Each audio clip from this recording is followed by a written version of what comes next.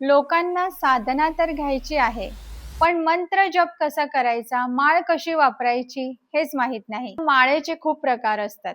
जेव्हा आपण उग्र देवतांची साधना करतो किंवा महादेवांची साधना करतो, तेव्हा रुद्राक्षाची माळ उत्तम असते. 109 मण्यांची माळ असते. त्यामध्ये एक मणी जो असतो तो म्हणजे सुमेरू.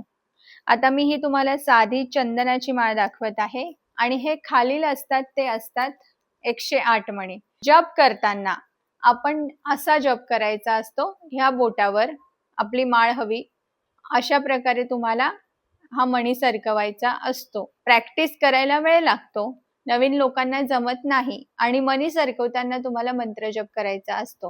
पूर्ण जेव्हा तुम्ही हे काउंट करता, हा तुमचा शेवटचा मणी सुमेरू जवळ, तर इथे सुमेरू तुम्हाला न ओलांडता ही माळ फिरवायची आहे आणि हा नेक्स्ट मनीवर तुम्ही येतात.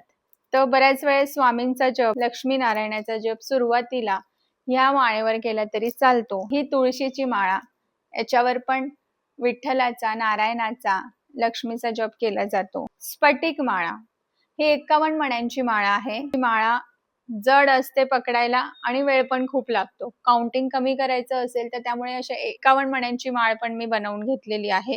ही कमळगट्ट्याची माळा, ही खूप मोठी असते 108 मण्यांची माळा. तर ही 27 मण्यांची माळा आहे. ही 51 मण्याची रुद्राक्षाची माळा आणि ही एक 27 मण्यांची माळा. तर एवढ्या माळा का?